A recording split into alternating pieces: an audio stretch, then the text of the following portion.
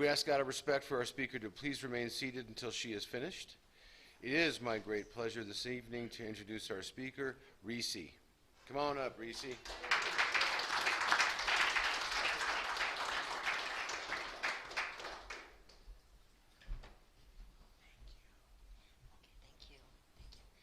Hi, my name is Resee. I'm an alcoholic. Can y'all hear me good? Okay. All right. Wow. You know, I thought about what I was going to say, and I just kind of got to go with what I feel. You know, what's going on in my body and my heart and how I feel about things. I was raised in Oxnard, California. I was born in Oxnard, California, and we moved a lot around California, quite a bit. My father was a private investigator, so we had to move a lot. I'm assuming it's because of his job. Part of it, I thought it was kind of because of me. You know, kids are. And there was always something going on. But we finally got settled.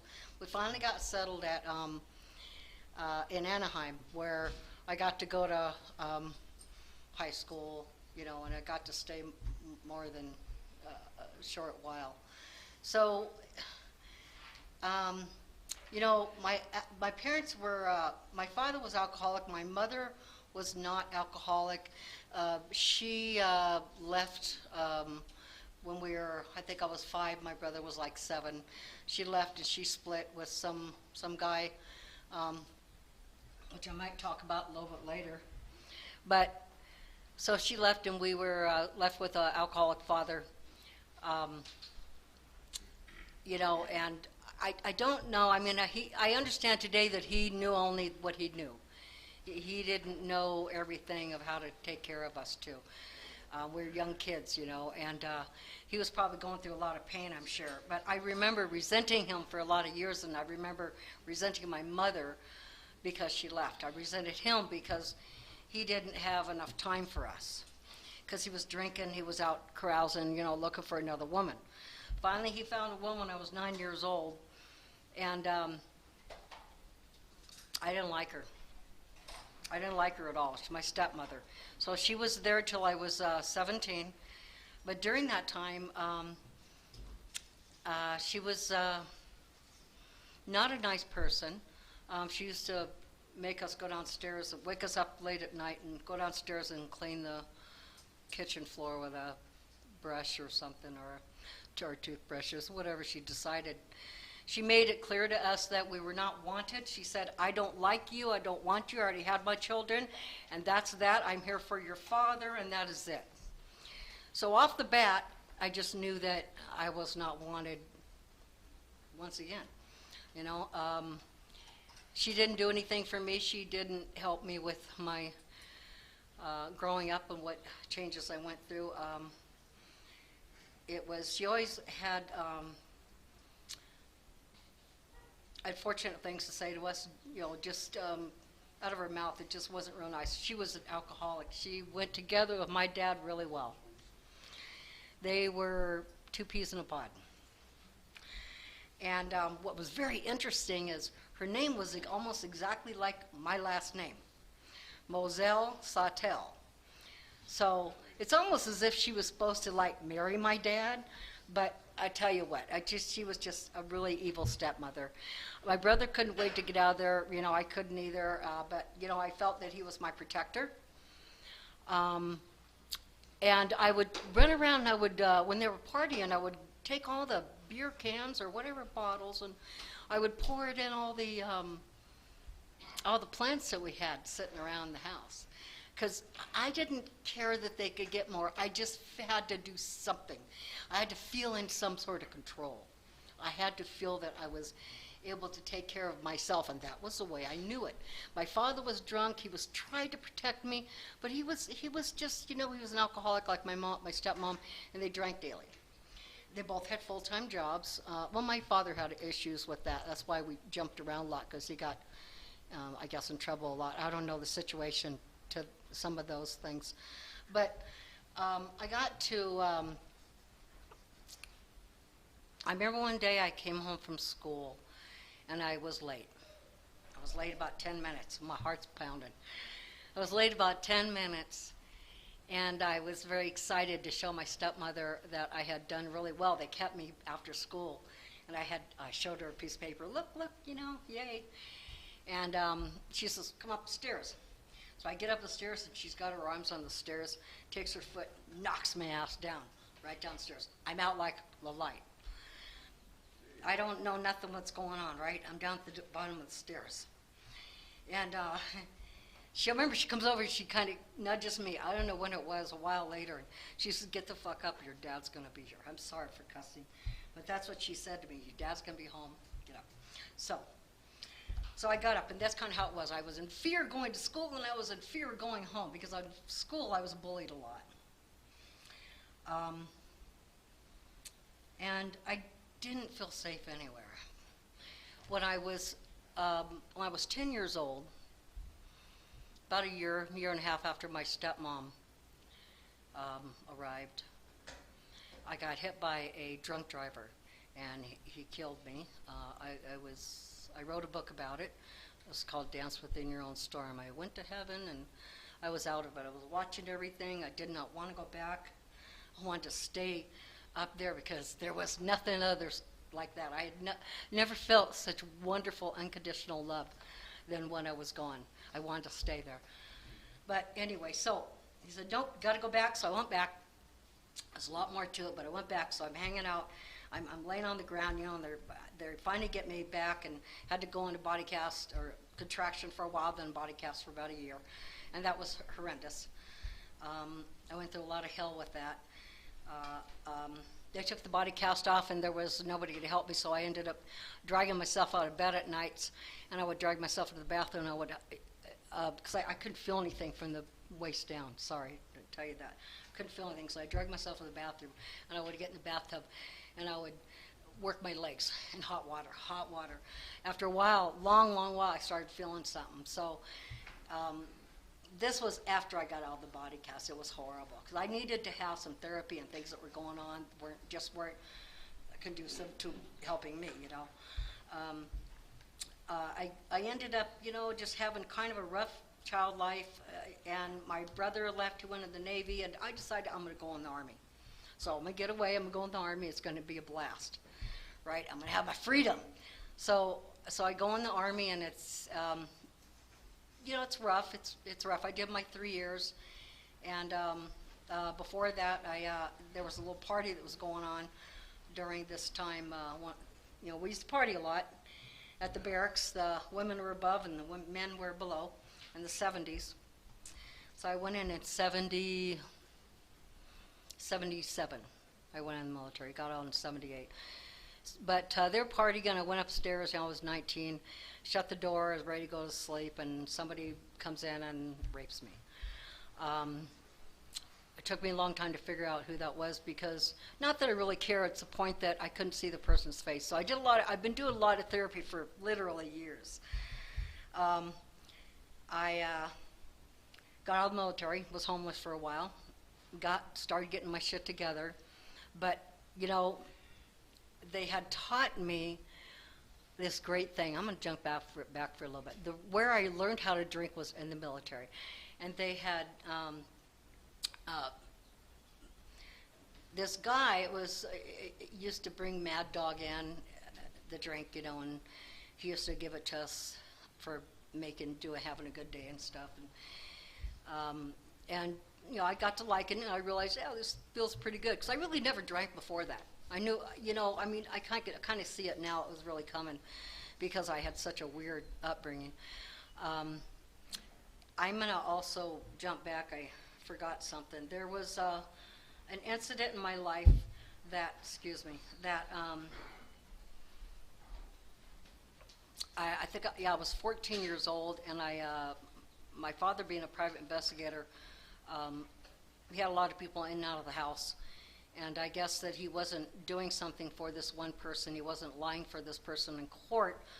He was going to do his investigative work properly, and he wasn't going to lie for him. So the guy got him back by kidnapping me and keeping me for some sort of ransom. And that was horrible because it was quite a frightening day. So all these things built up. When I got older, I was just, I think alcohol was just in the midst. It was just waiting. Because I had all these issues, I had all these things I had to work out. I had to go and see people, outside help. So I got in the military. They taught me how to drink, got out, was homeless for a while, ended up, I would just meet a lot of bad people in my life. I've had my entire house ripped off twice because I believed people that weren't good people. I was looking for somebody. I was looking for a place. I was looking to find myself. I didn't know who I was.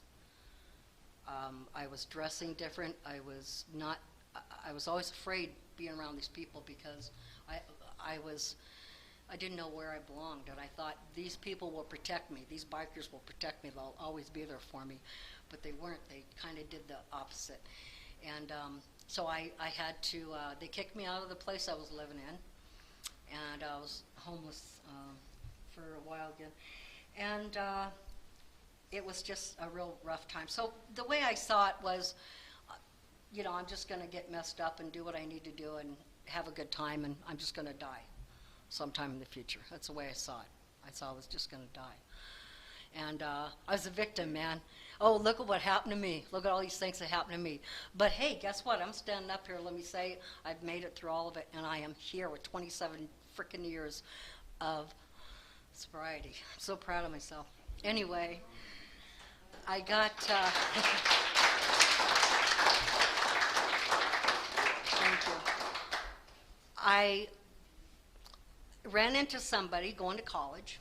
Went to Colorado, ran into this really nice guy, went to college, and I was 20.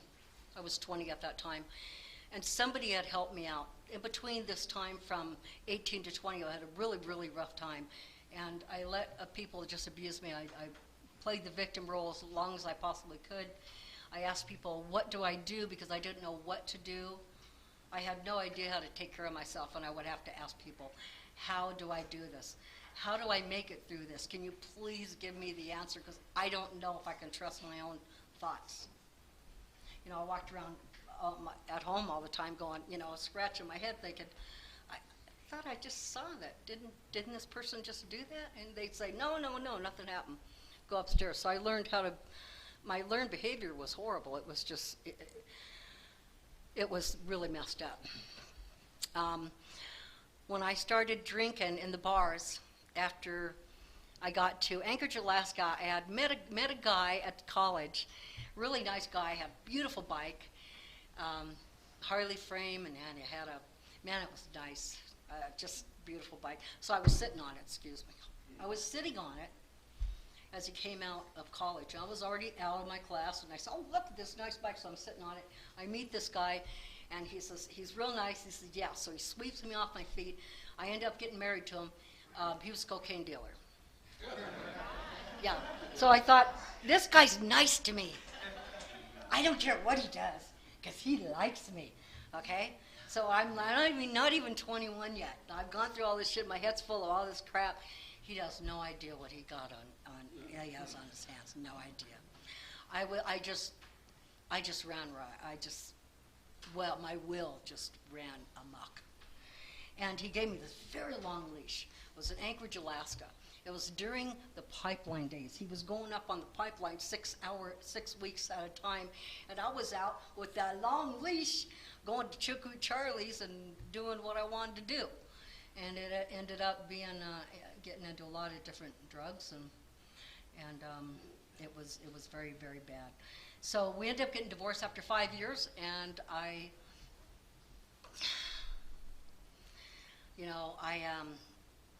haven't talked to him since.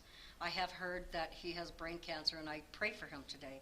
I don't look at him as that son of a bitch that left me. I don't do that because I know what my part was today.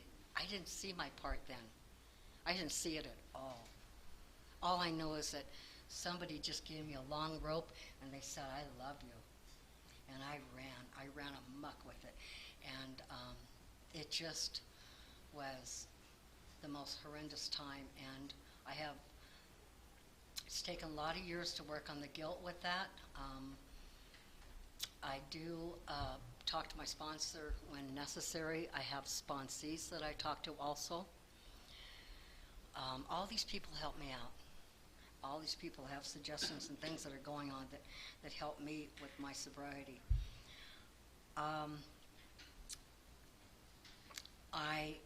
After we got divorced, it was quite horrendous. He took my daughter. He took my daughter to, I think it was Seattle, probably about 7 years, and so I paid child support for 7 years.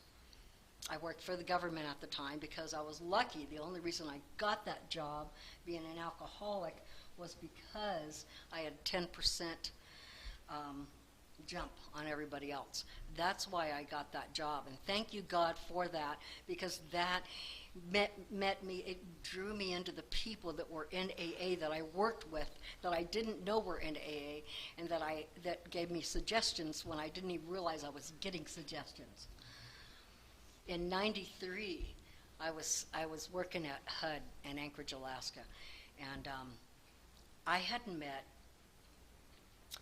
known somebody for a very long time, several years, and we partied all the time together, and he got in the program, and he was there. My friend Ben, he was there for like 3 years, and I was amazed at how well he changed and how wonderful he was, and he was talking nice, and he had a mannerism about him that changed, and I remember watching that, and he would always say to me, I'd call him, I'd be all, hungover, and he'd say, well, so what you think? I'd say, no, not today. I'm just going to go back to sleep. He's like, okay. So finally one day I call him up, and I had known one other person that worked in a band that had 3 years of sobriety, this guy named Dale. And Dale and Ben were like these two people in my life that made me think, they're not drinking. How do they have fun? What do they do? What do they do? But these people stuck in my head. So I go to my first meeting, and oh my Lord, it was so full. It was at St. Mary's and in Anchorage, and I think it was on Lake Otis, St. Mary's, but oh my gosh, there was about 200 people there. And I sat at the front. My friend brings me up to the very front, and we always have the tables in front of us in Anchorage, and the people would be sitting there, and the speaker or whoever, secretary and all that. And I was already feeling out of it. I mean, I knew I wanted something really bad, and I didn't quite know how to get there, and I'd wanted it for a while, but I figured, am I worth it? Is this for me? How am I gonna deal with this thing if I stop drinking? What am I gonna do? So I had a huge fear about it. So they passed around this book, an AA book, and it got to me, and Ben gives it to me, and I go to give it to the next person, and the next person goes, like, nope, that's yours. So they made me keep it, and it's old. It's got maybe little food or something on the bottom, because I could feel something. It's old, right? It's all tattered. And so I go to give it back to Ben, and I said, what am I going to do with this? What do I do with this? He says, no, it's for you. I said, why? What's going on? And he says, no, that's for you to take home. And you start reading that, and I started bawling because somebody gave me something that had no conditions on it. And so, and of course I had a hangover. I was very, very, raw at the time. I went to meetings every day. I got a sponsor. Actually, I didn't pick one. She picked me. It was an Aleut woman. She was about this big. Her name was Tia. Tia said, she'd just shake her head. She'd actually come to my house and say, another one? You guys stop picking the guys out of these recovery homes. And you know, it's taken me a lot of years to realize that I either, one or two or both, I either didn't feel that I was worthy of having somebody better, or I just wanted to control somebody. And that was my thought was, I'm able to control this person. And so I've had taken a lot of years for me to get out of this realm of control, you know, and it can almost drive you crazy because if you want things right, you just gotta let stuff go to make it right. You can't make it right yourself. Self-will doesn't always do it. So, you know, I drank with a lot of people. I drank in bars and everywhere I could find any little tiny place. I liked the tiny places because then I could conceal myself more.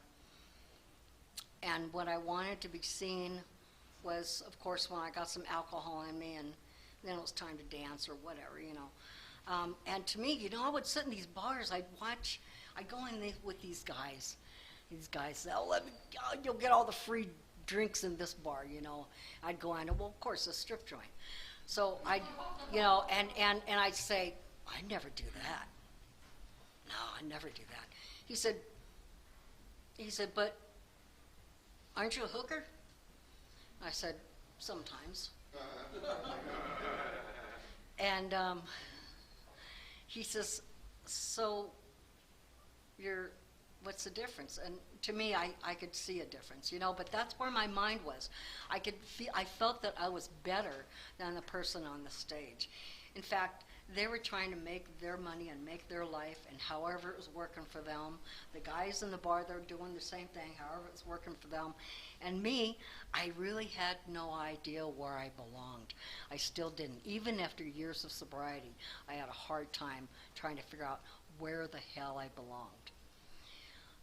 I love the realizations that I get. The little things where I'm sitting there thinking, I'm talking, or I'm listening to people, and I go, oh my gosh, I just figured out something. And I put two and two together. And I've been doing that off and on through the years. And, you know, just because I have 27 years doesn't mean I'm good and then I'm all safe and I'm well. Now I still got a lot more to learn, and I don't want to stop. I want to keep learning. If I stop, I'm surely going to fall backwards. I really do feel that. I really do feel that. You know, I hadn't talked to my stepmother or my father at all after that time. And they had their own life.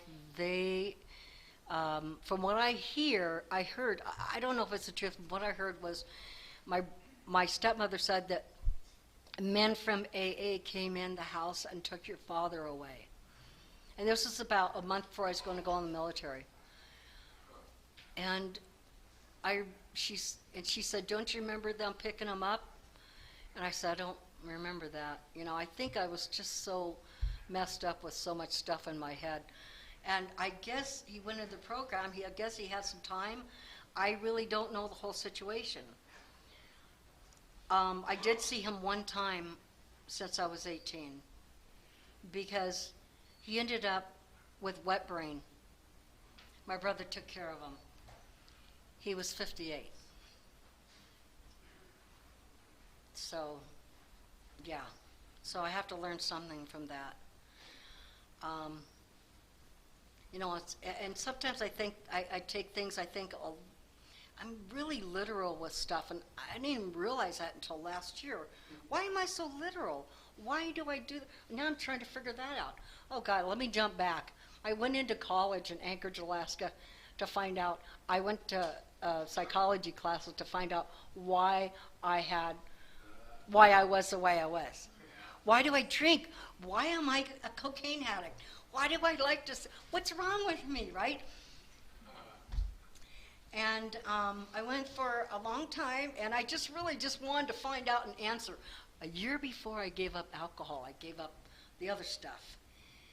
And then the day before, on 4th of July, in '93, I was up on top of my roof with some other guys, and we were watching the fireworks. You know, everybody was always on their mobile homes on the top of the roof, and in July. And the guy pulls out some pills. I've never been a pill person. I really don't like pills. I've tried one at school once. It made me all speedy, and I didn't like it after that, okay? So he gives me red, blue, and green or something. And he's like, what color do you like? And I'm like, I like green. And I popped it, and I thought, what am I doing? I don't do this. What's up? Oh, now I have to, you know, go back into my psychology books and try to figure out myself again. So really what I was just doing was analyzing a lot. While I'm standing on the edge, ready to fall off.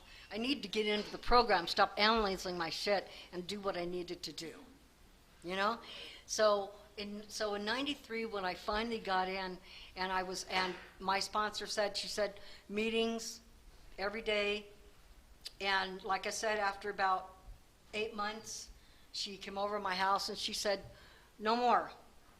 I want you to take time for yourself. You need to learn who you are.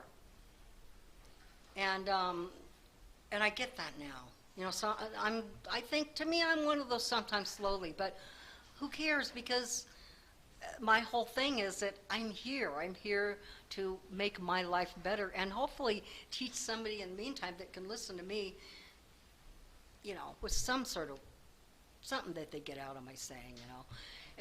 You know, I was really nervous about doing this now. I'm not that much anymore because I'm really into the, you know, my solution now and what I had to do in life in order to get to where I'm at. But at 5 years of sobriety, I went on vacation. I went to Hawaii. It was so nice.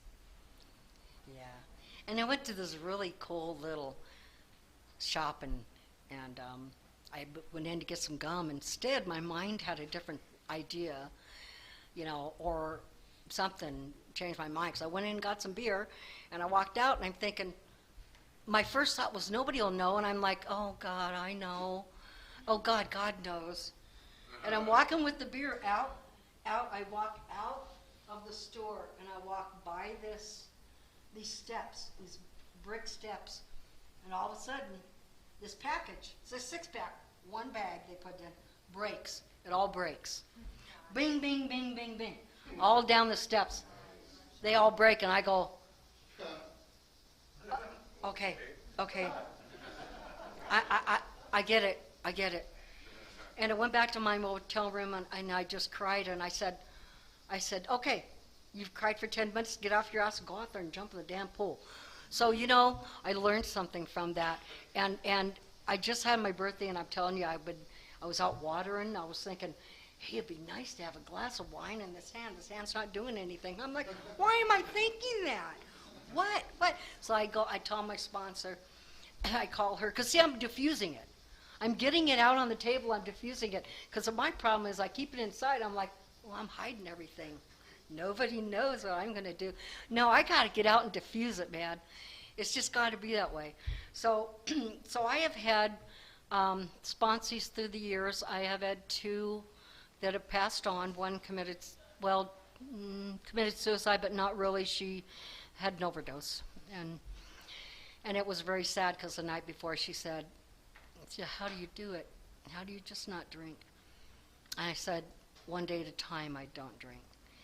And she went in and got a pack of cigarettes, and I think she got alcohol with it. But you know what? I'm not her mom, and I'm not there to, you know, figure out what she's got in her pocket or whatever, or in her purse. And that night she died. But she went out and got some other stuff. That was a real awakening to me because I'm not God. I couldn't stop her. And then her boyfriend was also in the program, and he died quite a few years later. He committed suicide. So I've had a lot of hardships in my life, and I actually on my second book about my kidnapping, I'm going to write a book about that too.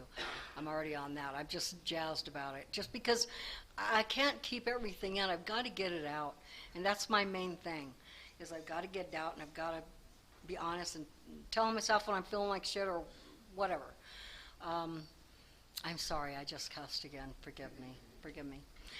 Uh, it's, it, I continued on the program. I've met a lot of people. I've had a lot of sponsees. I have a sponsee in California. She also, Cassie has a lot of people that help her out there, but I still consider her my sponsee. I've known her since she was like, I think three months in the program or something. Wonderful, wonderful gal. And I've got 2 sponsees up here, and I've got one in Colorado and one in, one in California, Colorado, and a few up here. So I'm doing what I'm supposed to do. I empty ashtrays. I do what I'm asked to do most of the time. I don't do it all the time, but I try to do what I can. And I'm in the women's luncheon. I try to do things like that, and try to stay in the program and not just get, be a couch potato and not do anything. I've got to be involved in something. You get tired of it or whatever, you go on to something else later. You take a little break and go on to something else. So, how much time do I have left? Is it 15 or I'll go for another 10? Okay. 10. Okay, thank you. I've met so many people here in the program in all these years. I've been in California, Alaska, Hawaii, Arizona now, and just so many people I've met in the program. And it's funny because we all have this great camaraderie that I really like. And it's funny too, I can go down the street and I can see the sign on somebody's car and I can go up to them and go, hey! And we're just all over the place, and I love that.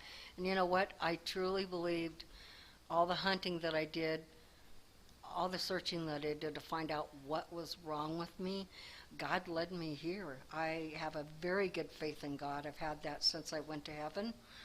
I've got a strong belief in God.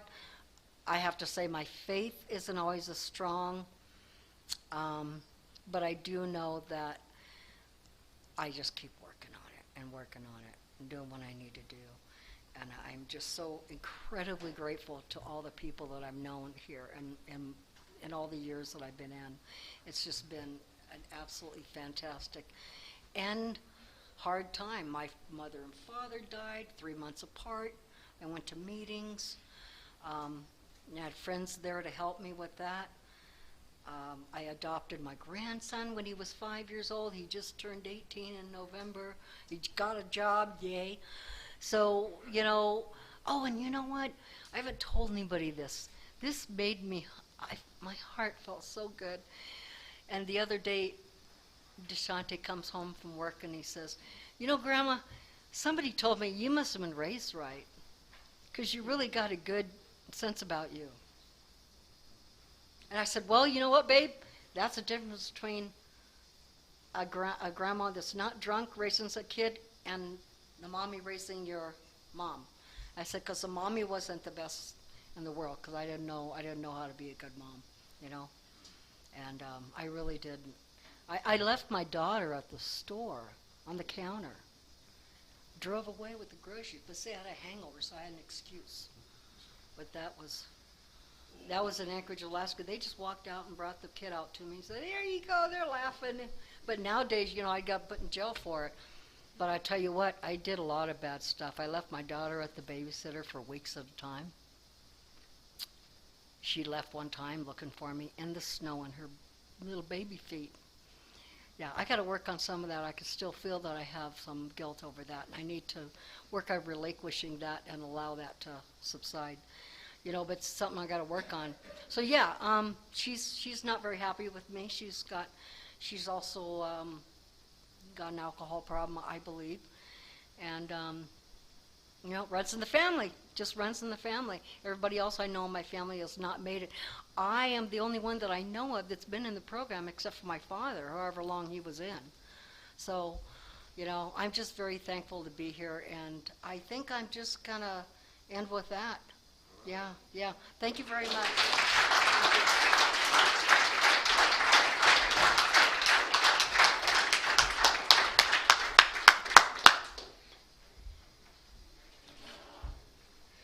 Let's thank Resee once again. That was great. Thank you. Great job.